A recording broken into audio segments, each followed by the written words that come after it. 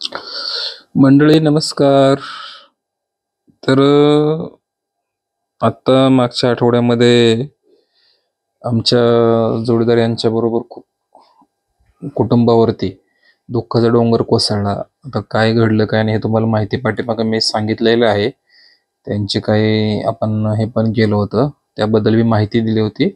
पण याच्यामध्ये आता आम्ही 2-3 दिवस झाला, आज सलग 4-5 दिवस झालं पुण्यामध्ये ये जा करतोय, पळापळी करतोय. आज 4 दिवस झालं पुण्यामध्ये जाणं येणं आमचं चालू आहे कंटिन्यू. तर आम्ही इथून आता 50-55 किलोमीटर जाऊन तिथे एवढ्या लांब जायचं, हे करायचं आणि धावपळ, धावपळ होते. तिथे गेल्यानंतर मंडळी काय होतंय, तिथे लोकं आता कसं आपण लांब बाहेरून आलोय किंवा इकडून पुण्यातून ग्रामीण भागातून आलोय, थोडंसं स्थानिक लेवलला कुठेही गेलं तरी तुम्हाला हे असतंच, काय म्हणतात त्याला, वजन, स्थानिक लोकांचं वजन हे असतं तिथं. त्या एरियामध्ये ती जस्ट त्याची एक प्रेस्टीज असते आणि त्यात आपण तिकडं जायचं म्हणजे तिथला एखादा स्थानिक घेऊनच तिथं जाणे. उदाहरणार्थ पोलीस स्टेशन असेल किंवा एखादे कुठे विषय असतील, एखादा तर ओळखीशिवाय किंवा उशिराशिवाय काम चालत नाही, असं आम्हाला या 4 दिवसामध्ये दिसलं. काय होतं कारण घटना घडली, त्या व्यक्तीचा जीव गेला. हसता खेळता तरुण आज जीव गमावला. ह्या घटनेमुळं आज कुटुंब ते दुःखातून कसं तरी सावरतंय. आणि त्यातून आम्हाला काही शंका आहेत, की बाबा ही घटना घडली, कशी घडली, काय घडली आणि काय झालं होतं त्या घटनेबद्दल. थोडीशी शंका आहे आम्हाला, कारण जी कारणं आमच्यापर्यंत आलेत, ती कारणं आमच्या बुद्धीला पटत नाही.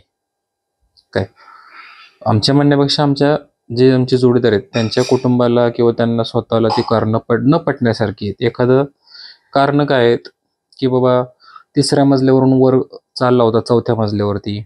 4थ्या मजल्यावर जाताना प्राण्याचा आवाज आला. तर त्या प्राण्याच्या आवाजामुळं ही व्यक्ती भिवून वरून उडी मारली, काय जिन्यावरून. असं त्या ह्याच्यामध्ये हे होतंय. पण ॲक्च्युली घटना वेगळीच घडलेली आहे, असं आम्हाला बाहेरून ऐकायला मिळतं. काय की बाबा 3ऱ्या माळ्यावरून एखाद्या प्राण्याच्या आवाजामुळं एखादी व्यक्ती उडी टाकेल, हे तुम्हाला पटतं का? हे तुम्हाला काय वाटतं, तुम्हाला सांगा. कारण मी आता थंबनेलवरून तुम्हाला पाहिलं असेल, मी तेच हे करतो, त्याच विषयावर बोलणार आहे, की एखाद्या प्राण्याच्या आवाजावरून आवाज आलाय, ते प्राणी अंगावर हे करतोय आणि त्या आवाजामुळे माणूस 3ऱ्या माळ्यावरून उडी टाकेल का खाली? हे मला एक पटत नाही, म्हणजे आमच्या बुद्धीला पटत नाही ह्या गोष्टी, की चुकीचं आहे. जे काय घडलंय हे चुकीचं घडलंय आणि हे नाही घडायला पाहिजे. आणि त्यानंतर आता आम्ही 4 दिवस झालं पुण्याला ये जा करतोय. शेवटी आम्ही 4 ठिकाणी अर्ज दाखल केलेत. 3-4 ठिकाणी आम्ही एक CP ऑफिसला अर्ज दाखल केलाय, एक आयुक्ताला दाखल केलाय, एक PI ला दाखल केलाय आणि एक स्थानिक पोलीस स्टेशनला केलंय, चौकीला. म्हणजे 4 ठिकाणी आम्ही अर्ज दाखल दिलेले आहेत. त्याची पोचपावत्या आमच्याकडे आहेत. इन्व्हायरमेंट काय म्हणतात त्याला, ते आहे आमच्याकडे, सगळे आमच्याकडे. ते घेऊन आम्ही आता पुढचं आमचं पाऊल आम्ही उचलणार आहे. जर आम्हाला योग्य पद्धतीने त्या घटनेचं हे झालं नाही, तपास नाही झाला योग्य दिशेने, तर पुढचं पाऊल आमचं वेगळंच असेल. कारण आम्हाला बाहेरून काही गोष्टी बऱ्याचशा ऐकायला मिळत आहेत, की तिथं जी काही घटना घडली त्यावेळेला ज्या व्यक्तीने कामाला बोलवलं होतं, ती व्यक्ती समोर तिथे होती. त्याच्याबरोबरचा जोडीदार होता, तो तिथं होता.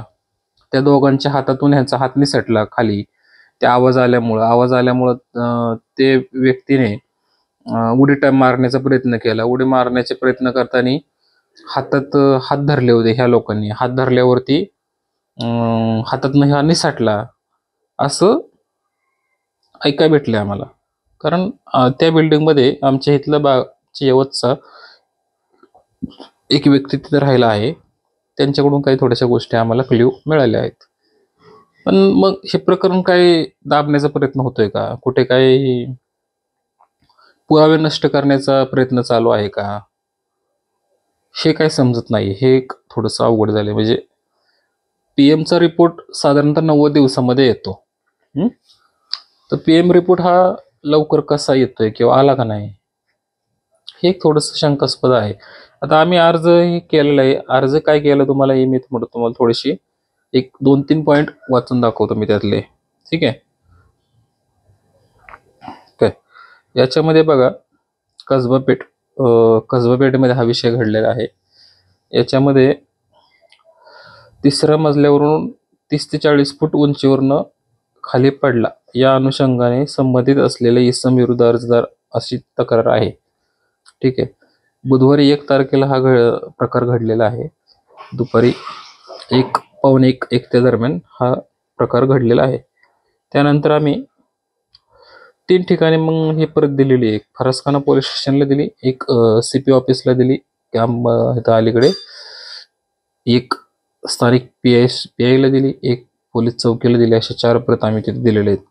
अशा 4 प्रती आम्ही ठिकठिकाणी आम्ही पोच केलेत आणि त्याच्या आमच्याकडे पोच पावत्या पण आमच्याकडे आलेल्या आहेत, आम्ही घेतल्यात.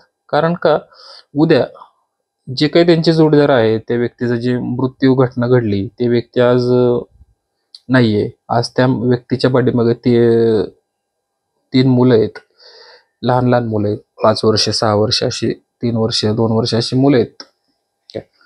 तर हे वाईट वाटतं माणसाला की बाबा जे सत्य उघडकीस आलं पाहिजे. काही झालं तरी, काय घटना घडली, काय झालं काय नाही.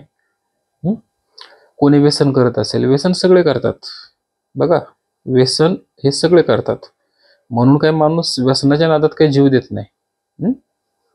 लक्षात घ्या, माणूस असा डोलत डोलत जरी चालला रस्त्याने तरी गाडी आली की तो ऑटोमॅटिक बाजूला सरतो. हे लक्षात घ्या, हे तुम्ही आम्ही ऑब्झर्व केलं असेल.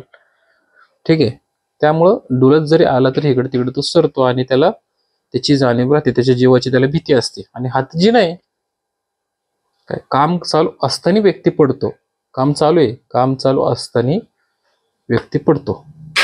काय मग हे आकस्मिक मृत्यू कशी म्हणायचा? आता पोलिसांनी काय केले, आकस्मिक मृत्यू झाला, अपघाती खाली पडला, त्यामुळे तो निधन झाला, असं पोलिसांचं म्हणणं आहे. काय तर हे साप चुकीचं आहे, हे आम्हाला पटत नाही आमच्या उद्देला. त्यामुळे बरंच आता याच्यामध्ये आम्ही कसबा पेठ सिद्धिविनायक सोसायटीमध्ये कुंत्रा भोंकल्याने रमेश रघुनाथ गायकवाड यांनी जिन्यावरून उडी मारली म्हणून मृत्यू झाला, असा हा प्रकारच खोटा व बनावट आहे. कुत्रा भोंकल्याने कोणतीही व्यक्ती पायऱ्या उतरून खाली जाऊ शकते, जिन्यावरून उडी मारू शकत नाही. हे तुम्हाला पटते हे? कुंत्रा भोंकल्याने व्यक्ती पायऱ्यावरून खाली जाऊ शकते, उडी मारू शकत नाही जिन्यावरून, 3ऱ्या माळ्यावरून. विचार करा. ठीक आहे.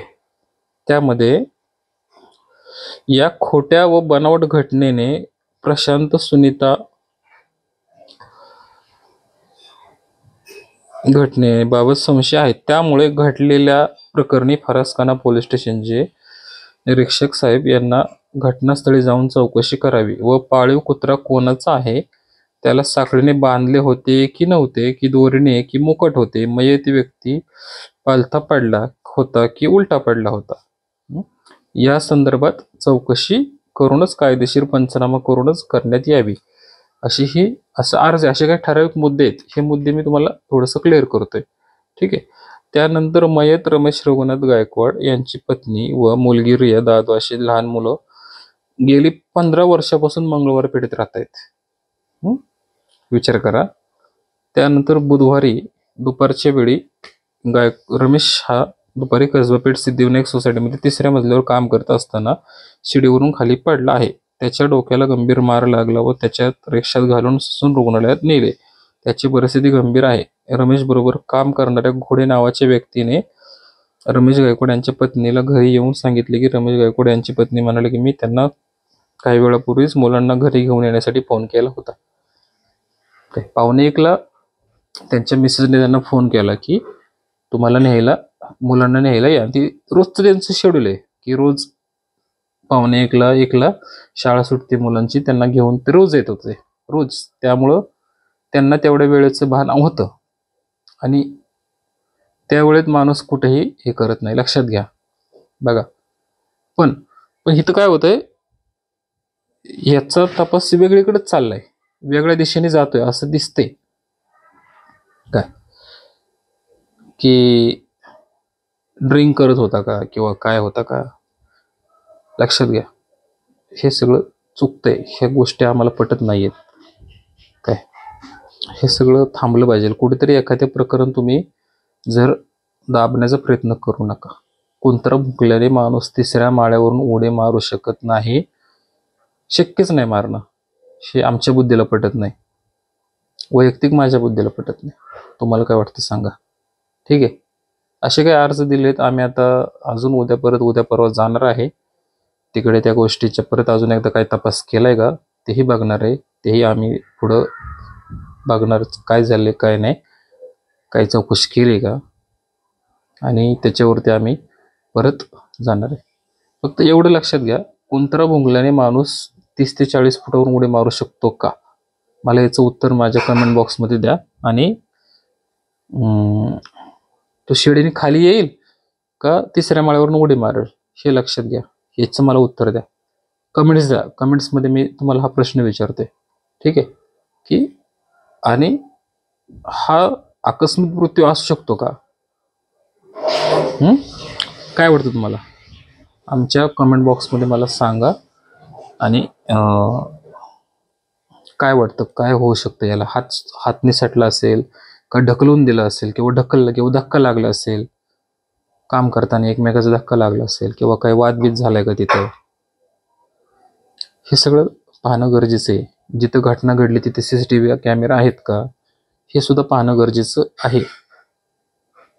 चला, आम्ही उद्या शक्यतो आम्ही त्या स्पॉटवर जाण्याचा प्रयत्न करणार आहे तिथं, आणि काय झाले तिथं नक्की हे आम्ही तुम्हाला नक्कीच कळवू. ठीक आहे, काय चुकलं असेल शब्द एखादा तर माफी असावी. आणि आपण लवकरच पुढच्या विषयावरती आम्ही बोलू. ठीक आहे, चला, रामकृष्ण रे. आपल्या यूट्यूब चॅनलला सबस्क्राईब करा. भेटू.